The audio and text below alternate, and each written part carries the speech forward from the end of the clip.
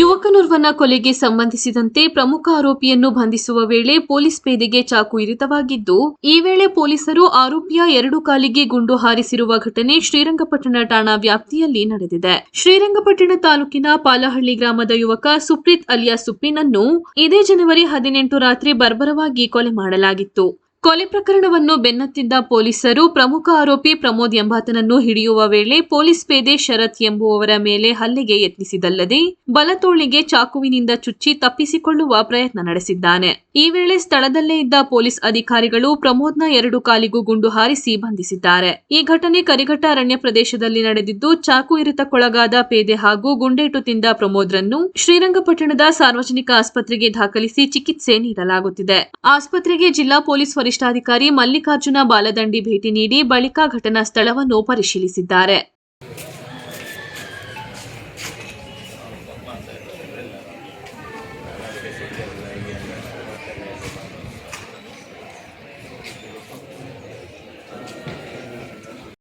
Sir, ಯಾರು sir ಆತ ಕಾಲಿಗೆ ಗುಂಡಿದೆ? ಏನು ಸರ್ ವಿಚಾರ?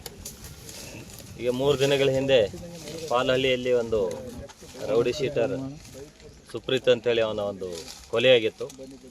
ಆ ಕೊಲೆ ಆದ ಮೇಲೆ ಆ ಕೊಲೆ ಪ್ರಕರಣವನ್ನು ಬಹಳ ಗಂಭೀರವಾಗಿ ತೆಗೆದುಕೊಂಡು ಈ ಒಂದು ಕಳೆದ 1.5 ವರ್ಷಗಳಲ್ಲಿ ಇವು 3ನೇ ಒಂದು ಕೊಲೆ ಪ್ರಕರಣ ಆ ಊರಿನಲ್ಲಿ ಜರುಗಿತ್ತು.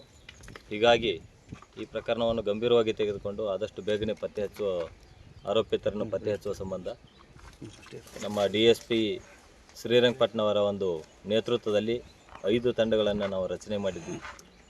ಈ ಒಂದು ಪ್ರಕರಣದಲ್ಲಿ ಸುಮಾರು 10ಕ್ಕೂ ಹೆಚ್ಚು ಆರೋಪಿತರು ಭಾಗಿಯಾಗಿದ್ದಾರೆ ಎಂಬ ಒಂದು ಮಾಹಿತಿಯನ್ನು ನಮ್ಮ ತನಿಖೆಯಲ್ಲಿ ಕಂಡುಕೊಂಡಿದ್ವಿ. ಅದನ್ನು ಆಧರಿಸಿ ಇವತ್ತು ಈ ಒಂದು ಪ್ರಕರಣದ ಪ್ರಮುಖ ಆರೋಪಿ ಪ್ರಮೋದ್ 19 ವರ್ಷ, ಪಾಲಹಳ್ಳಿ ಗ್ರಾಮದವನು. ಈತ ಹಿಂದೆಯೂ ಸಹಿತ ಒಂದು ಮರ್ಡರ್ ಕೇಸ್ನಲ್ಲಿ ಭಾಗಿಯಾಗಿದ್ದ.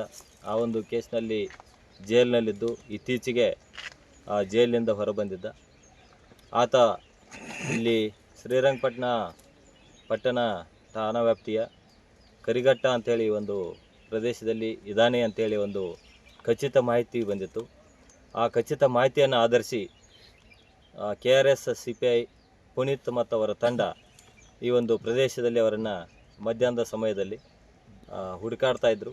ಆ ಒಂದು ಸಂದರ್ಭದಲ್ಲಿ ಆತ ಇಲ್ಲಿ ಹೋಗ್ತಾ ಇರೋದು ಕಂಡು ಬಂದಿತ್ತು. ಕೂಡಲೇ ನಮ್ಮವರು ಆತನನ್ನು ಸುತ್ತುವರಿದು ಹಿಡಿಲಿಕ್ಕೆ ಹೋದಾಗ ನಮ್ಮ ಒಬ್ಬರ ಕಾನ್ಸ್ಟೇಬಲ್ ಆತನನ್ನು ಹಿಡ್ಕೋಷ್ಟರಲ್ಲಿ ಆತ ತನ್ನ ಕಡೆ ಇದ್ದ ಒಂದು ಡ್ರ್ಯಾಗರನ್ನು ಎತ್ತಿ ನಮ್ಮ ಕಾನ್ಸ್ಟೇಬಲ್ ಮೇಲೆ ಹಲ್ಲೆಗೆ ಪ್ರಯತ್ನಿಸಿದ. ಆ ಒಂದು ಸಂದರ್ಭದಲ್ಲಿ CPI ಪುನೀತ್ರವರು ಆತನಿಗೆ ವಾರ್ನಿಂಗ್ ಕೊಟ್ಟು ಗಾಳಿಯಲ್ಲಿ ಒಂದು ಗುಂಡನ್ನು ಸಹಿತ ಹಾರಿಸಿ ಹಲ್ಲೆ ಮಾಡೋದು ಬೇಡ, ಸರೆಂಡರ್ ಆಗು ಅಂತೇಳಿ ಹೇಳಿದರು. ಆ ಎಚ್ಚರಿಕೆಯೂ ಸಹಿತ ಆತ ಬಗ್ಗದೆ ಕಾನ್ಸ್ಟೇಬಲ್ಗೆ ಇನ್ನೇನು ಹಲ್ಲೆ ಮಾಡ್ತಾಯಿದ್ದ ಮತ್ತು ಆತನ ಕೈಗೆ ಒಂದು ಗಾಯವನ್ನು ಗೊಳಿಸಿದ್ದ.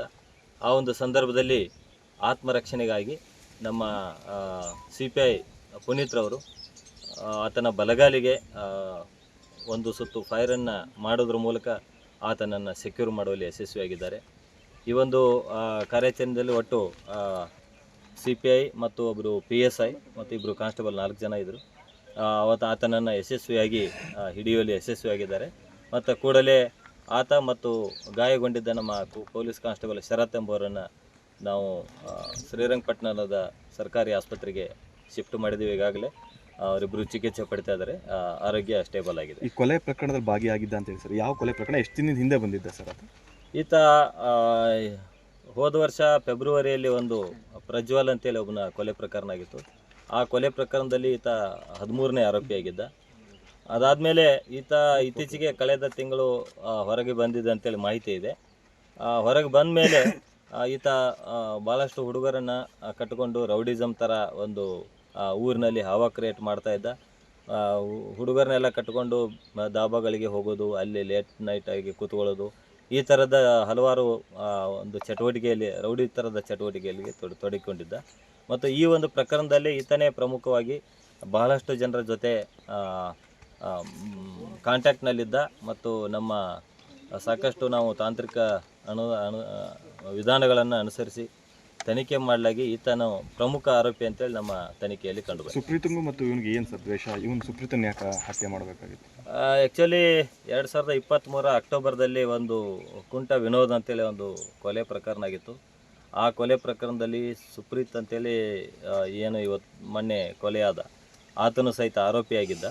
ಅದಾದಮೇಲೆ ನಂತರದಲ್ಲಿ ಫೆಬ್ರವರಿ 2024ರಲ್ಲಿ ಪ್ರಜ್ವಲ್ನ ಒಂದು ಮರ್ಡರ್ ಆಗ್ತದೆ.